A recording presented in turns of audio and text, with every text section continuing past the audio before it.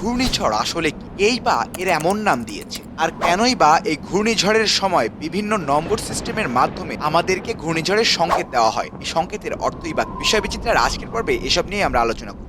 ঘূর্ণিঝড় বা ঘূর্ণিবার্তা হলো ক্রান্তীয় অঞ্চলে সমুদ্রে সৃষ্ট ঝড়, বজ্র ও প্রচণ্ড ঘূর্ণি বাতাস সংবলিত আবহাওয়ার একটি নিম্নচাপ প্রক্রিয়া।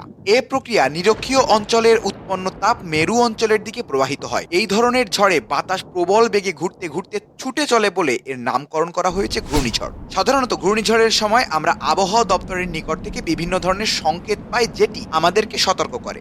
আবহাওয়া অধিদপ্তরের তথ্য অনুযায়ী ১ নম্বর হচ্ছে দূরবর্তী সতর্কতা সংকেত, ২ নম্বর হচ্ছে দূরবর্তী হুঁশিয়ারি সংকেত, ৩ নম্বর স্থানীয় সতর্কতা সংকেত, ৪ নম্বর স্থানীয় হুঁশিয়ারি সংকেত, ৫, ৬ তথা ৭ নম্বর সতর্কতা সংকেত হলো বিপদ সংকেত, ৮, ৯, ১০ হলো মহাবিপদ সংকেত এবং সর্বশেষ ১১ নম্বর সংকেত বলতে বোঝায় ঘূর্ণিঝড়ের তাণ্ডবে যোগাযোগ বিচ্ছিন্ন হয়ে পড়েছে ওই নির্দিষ্ট অঞ্চলে। অর্থাৎ যখন কোনো ঘূর্ণিঝড়ের কেন্দ্র কোনো নির্দিষ্ট অঞ্চলে থাকে এবং সেখানকার সকল প্রকার যোগাযোগ বিচ্ছিন্ন হয়ে যায়, তখনই ১১ নম্বর মহাবিপদ সংকেত জারি করা হয়। আসলে এই ঘূর্ণিঝড় কি, কেনই বা এমন ঘূর্ণন বাতাস আমাদের মাটিকেও কাঁপিয়ে দেয়?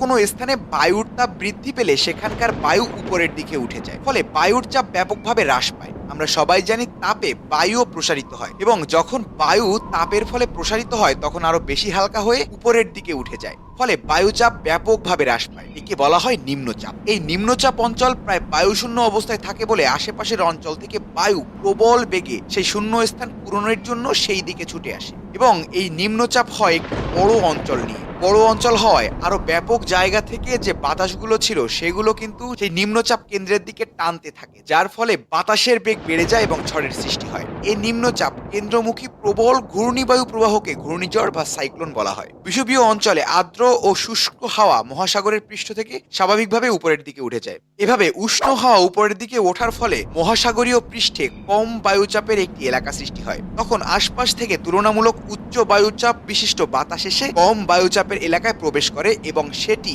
আর্দ্র ও উষ্ণ হতে থাকে। আগের মতো এটাও উষ্ণতার জন্য উপরের দিকে উঠে যায়, ফলে একটি চক্র সৃষ্টি হয়। এই উষ্ণ বাতাস উপরে উঠে ঠান্ডা হওয়ার ফলে বাতাসে পানির অণুগুলো জমাট বেঁধে মেঘ তৈরি করে। ক্রমাগত এই উষ্ণ ও আর্দ্র বাতাস উপরে উঠে যাওয়ার কারণে একটি পাকের সৃষ্টি হয়। এই পাক তখন বাতাস ও মেঘ নিয়ে ঘুরতে ঘুরতে আরো শক্তি সঞ্চয় করতে থাকে। এক্ষেত্রে এর জ্বালানি হিসেবে কাজ করে মহাসাগরের উষ্ণ ও আর্দ্র বাতাস। আরো সঠিকভাবে বলতে গেলে মহাসাগরের পৃষ্ঠের তাপমাত্রা, কারণ তাপমাত্রার ফলেই বাতাস উষ্ণ হয়ে উপরের দিকে উঠে যায় এবং ঠিক এই কারণে এদের বিষুব অঞ্চল হতে দেখা যায়। পাকের ঘূর্ণন গতির বাড়ার সঙ্গে সঙ্গে আমরা ঘূর্ণিঝড়ের কেন্দ্রে একটি চোখ দেখতে পাই এবং এই চোখকে কেন্দ্র করেই ঘূর্ণিঝড় তার বাতাসকে আবর্তন করায়। যেহেতু এরকম ঝড়ের তাপমাত্রা আসে সাগর পৃষ্ঠের তাপমাত্রা থেকে, এজন্য ভূমি অঞ্চলে জ্বালানির অভাবে এটি দুর্বল হয়ে যায়। আমরা দেখেছি ঝড় যখন সমুদ্রের ভেতর থাকে তখন কিন্তু এর শক্তি ক্রমশ বাড়তে থাকে, কিন্তু যখন ভূপৃষ্ঠে উঠে আসে ধীরে ধীরে তার শক্তি কমে যায় এবং নিস্তেজ হয়ে একসময় সেই ঘূর্ণিঝড় শেষ হয়ে যায়।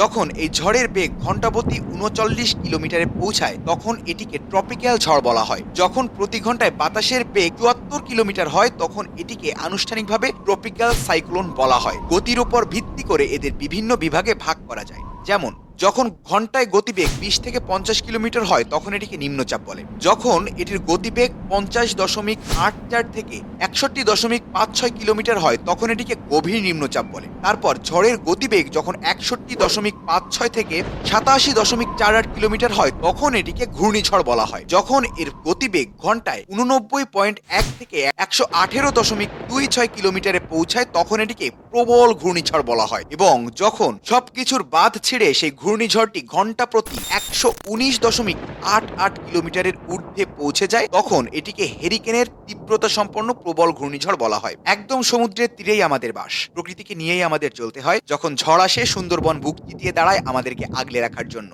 প্রতি বছরই আমরা একটি না একটি ঝড়ের দেখা পাবই। এই ঝড় আটকানো মানুষের পক্ষে সম্ভব নয়, তাই প্রচুর পরিমাণ বৃক্ষরোপণ করতে হবে এবং ঘূর্ণিঝড়ের সময় যথাযথ সতর্কতা অবলম্বন করে জানমালের নিরাপত্তা নিশ্চিত করতে হবে।